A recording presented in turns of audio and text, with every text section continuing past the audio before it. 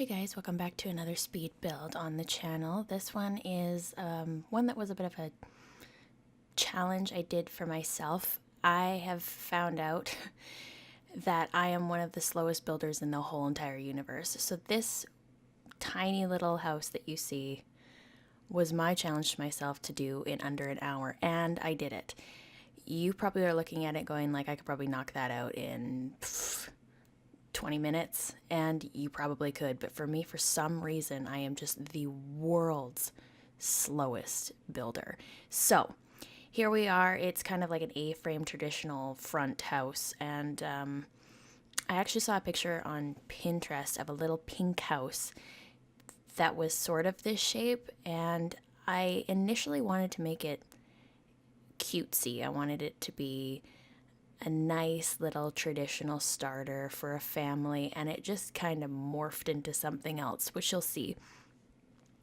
At any point, you're thinking, oh, this is going to be like a sweet little granny's house or something. It's definitely not going to be. So here we are, just trying to pick the foundation. It took me an age to decide on absolutely everything, including like what was going to be basically not seen in the end. So ignore that. It doesn't matter. Everything's changeable.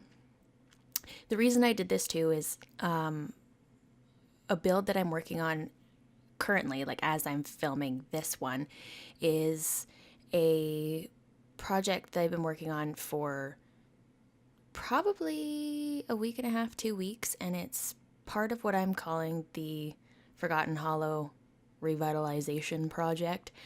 I'm not hella keen on a lot of the builds in Forgotten Hollow, and I thought, you know what, there's 5 lots. I might as well just knock them all down and build my own. So that's kind of what I did, starting with, what is the one at the top of the hill with the graveyard? Is it Stroud Mansion, I think is what it was called. So I've been working on that, but the problem is here's where I make it pink, by the way, and then I decide that's awful, so we go with blue, which also doesn't stay. Just an FYI. So I decided I was going to make this ideal manor. So stay tuned for that one. It's going to be in a couple of parts because it took me forever. Right now, as we speak, I've filmed 9 parts of it, and it's still going, and I keep humming and hawing on what I want to do and changing this and changing that. I've actually clipped out parts where I just go airborne and spin around a whole bunch looking at the house from every angle. So I thought, oh my god, I am the world's slowest builder. Let's see if I can actually pull something out of the hat quickly. So I started small, and I squeaked by with 3 minutes to spare. Like it was 57 something that this took me to do, and I was going as fast as I could, making decisions. Like if I had taken my sweet time and I had no make-believe deadline, I probably would have done things differently, but the goal was to make this as tiny as I could and have it be like at least a house for 4 Sims. And sorry guys if you can hear my voice. For some reason I'm a little bit croaky today, so just ignore that. It won't be like this all the time. I just can't do anything about it right now. So as you can see, we're doing the kitchen right now, and that small room turns out to be the kitchen and the living room.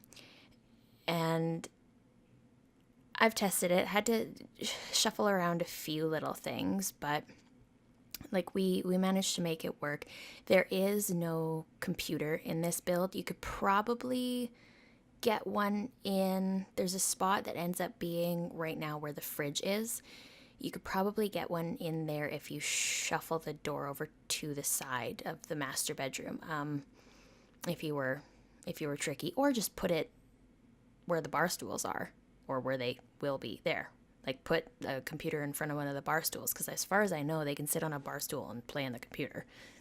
I mean, the TV's beside the sink, and that's not a problem. I mean, watch out electrocution, but besides that, not a big deal. And we end up, you see the little back porch there, that ended up actually going because I did my absolute damnedest to keep this underneath 20,000. And I don't know why the conversion is always different. I've noticed this before, but when you're building, your lot value is, as you can see, like here, what is it? 14,000 right now. And I get it to just under 20,000.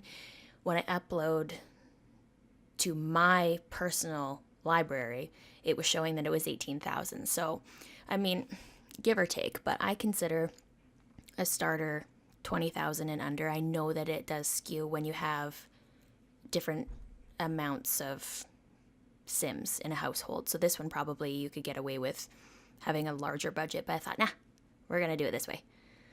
So right now I'm just putting in the flooring, and as you can see, this is where it really turns from being a cutesy little traditional cottagey starter to being pretty dark, like bat wallpaper. I wanted dark tile. Here I am just trying to figure it out, and we go for brick actually instead of tile altogether, which I think actually looks pretty good. And oh, spin. I'm disoriented. Okay, stop. So now we're in the master bedroom, and I mean by master, I mean the one that has a double, because there's nothing really master about it. You could probably knock out those two sets of walls and make this just one bedroom, and it would still be small. So that's up to you. You can do whatever you want. And in the center there, I did put one of those vampire bassinets in, and that's going to act as like a baby's nursery. So you're going to have a 2-sim master, in quotations, and then a nursery, and then a single bedroom for whoever. I made it pretty nondescript. There's a blackish bed, but there's blue wallpaper. There's posters for cooking. There's posters for shoes. It is what you want it to be, so knock yourself out. And so here we are, just furnishing it a little bit. I was at the point now where I could start eating up the money that I had left. So I'm thinking, you know what? A baby needs a dresser, and they're going to need a mirror too, because the baby's got to look good. Baby's got to dress well. And of course I chose like the fanciest mirror you could possibly choose. It's better than the bathroom mirror. Actually, I don't even think I put one in the bathroom. I think it's in the hallway eventually. And then now we're on to the bedroom that isn't a boy's bedroom or a girl's bedroom. It's just kind of a thing. You can sleep in it. It's for any age, kids with a backpack, adults who like posters, who also like backpacks with skulls on them, because you know what? Be an individual. Do what you want.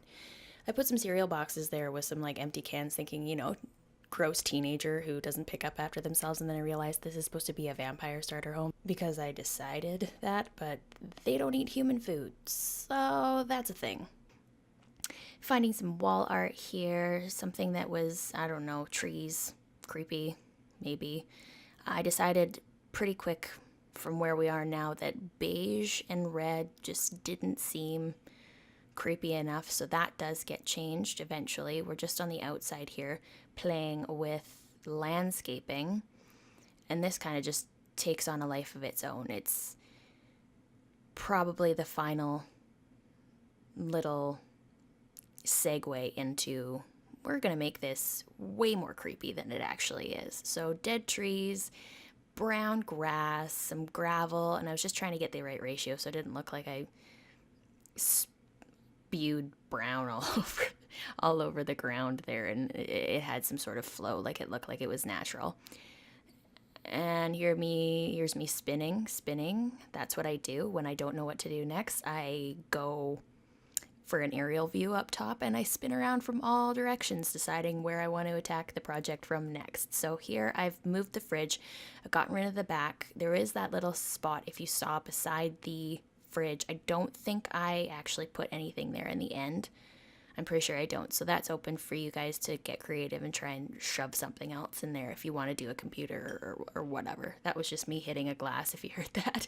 I'm going to knock it over. There's probably about 1.5 inches of water in there. You know, drink your water till almost it's gone, and then it becomes a huge hazard right next to your keyboard. Here's the second creepy tree. Now we're going for big old bushes. And I actually didn't build this house in Forgotten Hollow. I built this one in Windenburg. I'm not because I wanted a small, here we go, black exterior paint. There we go. That's the final step. I wanted a small lot, like a really small lot. So I wanted, like, I think this is a 20 by 20. Yeah, it is. I could have gone for 2015 if I went to Willow Creek, but I also wanted something that didn't have like shipping containers in the background when you get a certain view of whatever the neighborhood is with the magical tree. And now we've gone into the screenshot, so I'm gonna let you guys have a looky-loo through, and I hope you enjoyed the build. It was a short one today, but I mean, it's a bit of a break from the big one that will be on the way next. It's going to be at least 2 parts, like I said. So enjoy this one and make sure that you have a cup of tea and a snack for the next one so you don't get dehydrated and starve to death. Anyways, we'll see you guys next time. Bye.